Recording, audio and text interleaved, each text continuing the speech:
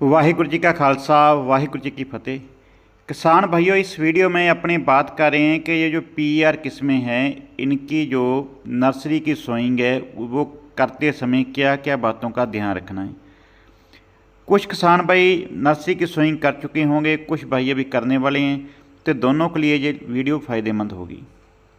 किसान भाइयों, जो पीआर किस्में हैं जैसे पीआर 132, 131, 129, 128, 122, 121, 114, 113, इनकी पौध खेत में लगाने का सही टाइम पौध की बुवाई का है 20 से 25 मई। पीआर 127, पीआर 130, HK 47, इनकी पौध लगाई जाती है 25 से 31 मई के बीच में। और पीआर 126 की पौध जो है 25 मई से 20 जून के बीच में आप लगा सकते हैं। यदि आप लंबे टाइम वाली वैरायटी लगा रहे हैं जैसे कि पूसा 44, डोगर पूसा वगैरह कुछ, तो आप उनकी पौध 10 दिन पहले लगा सकते हैं।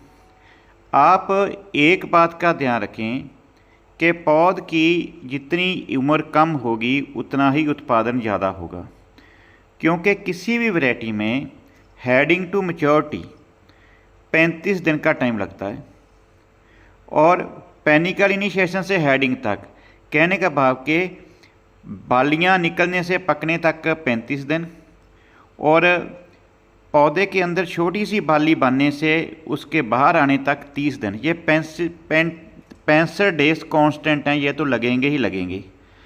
और मान लो कि आपकी जो पौध है वो 35 दिन के आपने खेत में पौध लगाई है, तो टोटल कितने हो गए? 100 दिन। अब यदि एक वैरायटी 140 दिन की है तो उसमें से 100 दिन तो ये उसके पक्के निकल गए, तो उस पौध के पास अपनी फुटार करने के लिए, कल्ले नए फुटाने के लिए केवल 40 दिन बचे। कहने का भाव ये है कि जैसे जैसे आप पौध की उम्र बढ़ाते हैं, एज बढ़ती जाती है, उसी तरह से जो उसकी टिल्डिंग स्टेज है वो कम होती जाएगी, तो उसका ये अंतर पड़ेगा। इसलिए कहा जाता है कि जो छोटी किस्में हैं जैसे पीआर 126, पूसा बासमती 1509, पूसा बासमती 1692, इनके पास इनके दिन कम हैं तो इनकी टिल्डिंग स्टेज भी छोटी है। यदि आप इनकी नर्सरी 25 दिन से बड़ी लगाओगे तो यील्ड कम होगा। कई बार किसान भाई इनकी नर्सरी 40 दिन की लगा देते हैं, तो खेत में पौध लगते ही साथ के साथ वो मुंजरे निकालने लगती है, तो नुकसान हो जाता है। तो इस बात का ध्यान रख के ही आप खेत में पौध लगाने की टाइम का सिलेक्शन करेंगे। जगह का सिलेक्शन करने के लिए आप ध्यान रखेंगे कि जो पिछले साल उस जगह पे बासमती की सोइंग ना हो। पिछले साल के बीज पहले पानी लगा के उगा लें। जहाँ पे धूल मिट्टी सीधी आती है उस जगह पे बुआई ना करें। मक्की के खेत हरे चारे के साथ बुआई ना करें, दूर करें, क्योंकि मक्की से जो गर्म हवा आती है वो आपकी फसल का नुकसान कर सकती है। इसके पश्चात जब आप बीज है जो आपका, सबसे पहले बीज को पानी में डालेंगे। जो हल्का बीज है, बीमार बीज है, उसको बाहर निकाल देंगे। जो बाकी बीज है उसको सबसे पहले अपने सीड ट्रीटमेंट करेंगे। सीड ट्रीटमेंट करने का तरीका क्या है कि आप धान के बीज को पानी में 10 से 12 घंटे भिगो कर रखते हैं। उसके लिए क्या करते हैं कि 1 किलो बीज के लिए 1.25 लीटर पानी लेते हैं। 8 किलो बीज के लिए 10 लीटर पानी, 50 किलो बीज के लिए 60 लीटर पानी लेते हैं। ठीक। अब प्रति किलोग्राम बीज आप 3 ग्राम 1263 कार्बनिज्म मैंकोजेब होती है, ये आप उस पानी में मिला देते हैं। और इसके साथ 8 किलो बीज के पीछे 1 ग्राम स्टेप्टोसाइक्लिन मिला लेते हैं। इसको मिला के अब उसमें बीज डाल दिया। ये मेरा खेत है, अभी तक धान की नर्सरी की सोइंग नहीं की गई है।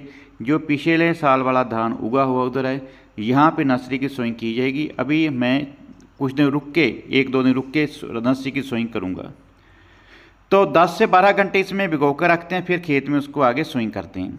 यदि कोई किसान भाई ये कह रहा है कि मुझे भिगो के नहीं रखना बीज, तो उनके लिए ये ज़रूरी है कि जैसे ही आपने बीज में से हल्का बीज ला किया, बीज आपका गीला हो गया, तो ये जो आपको 1263 की बात की है, ये 3 ग्राम प्रति किलो बीज के हिसाब से आप इसको थोड़ा सा गीला कर लेंगे, पेस्ट बना लेंगे, फिर हाथ से पूरे दाने के ऊपर बराबर उसको रगड़ के मिला देंगे।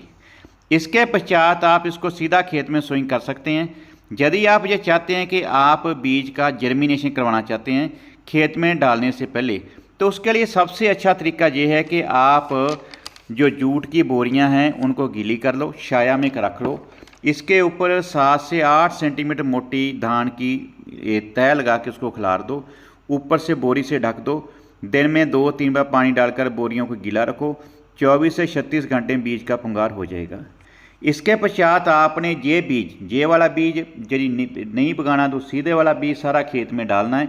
उसके ऊपर गोबर की बारीक छानी हुई खाद को ढक देना है, ढाक से ढक देना है। और फिर आपने अगले 2-3 दिन खेत में नमी बनाई रखनी है, पानी भर के नहीं रखना। पानी भर के रखोगे तो बीज का जर्मिनेशन ख़राब हो जाता है। तो एक बात का ध्यान रखना कि जब आप खेत में बीज का छींटा दे रहे हैं, जैसे ये खेत देखो, ये मेरे खेत की कोई भी फ़ोटो नहीं है, ये अलग अलग किसानों के खेतों की फ़ोटो हैं। तो यदि आपने दोपहर के समय में खेत में बीज डाल दिया, गीला बीज, तो वो क्या होगा कि खेत गर्म तवे की तरह गर्म होगा, पैर रखते ही पैर जल जाता है, तो आपके बीज का जर्मिनेशन सही नहीं होगा। तो इसलिए आप जो सोइंग कर रहे हैं वो या तो मॉर्निंग टाइम में करें या फिर लेट इवनिंग में करें, शाम के टाइम करें जब आपका खेत ठंडा हो। गर्म खेत में आपने बीज डाल दिया तो वो उसका अंकुरण सही नहीं होगा, वो बीज खराब हो जाएगा। इस बात का आपने ध्यान रखना है। यदि वर्षा होने वाली है, आंधी आने वाली है, तो आप उस दिन सोइंग कर रहे हैं तो आप ध्यान रखेंगे खेत में पानी नहीं होना चाहिए जब आंधी आए, क्योंकि यदि आंधी आ गई और खेत में पानी है तो आपका बीज हिलकर सारा एक साथ इकट्ठा हो जाएगा। खेत में जो आप सोइंग कर रहे हैं उससे पहले आपको फर्टिलाइज़र खाद डालनी ज़रूरी है। यदि आप सोइंग कर चुके हैं तो ये खाद ऊपर से भी डाल सकते हैं, ठीक है। तो एक कनाल में आप 3 kilogram urea, 7 kilogram single super phosphate, 5 kilogram zinc 21% वाली, जी 33 वाली 3 किलो, इसके साथ 3 से 4 किलोग्राम पोटाशियम सल्फेट, पोटाश 60% वाली भी आप खेत में डाल सकते हैं। यदि आप सुपर और यूरिया नहीं डालनी चाहते हो 3-4 किलोग्राम DAP कनाल की डाल सकते हैं। तो खेत में मिला के अच्छी तरह उसके बाद सोइंग करें। यदि आपने बिजाई कर दी, अभी तक खादें नहीं डाली, तो ये खादें एक पानी के ऊपर एक खाद आप खेत में डाल सकते हैं, तो उससे आपका वो ठीक रहेगा। 15 दिन की पौध में दोबारा फिर 3 किलोग्राम एक कनाल की यूरिया डालेंगे। यदि किसी कारणवश आप पौध 40-45 दिन तक खेत में रखनी चाहते हैं तो एक बार दोबारा फिर 30 दिन पे आपको यूरिया डालनी पड़ेगी।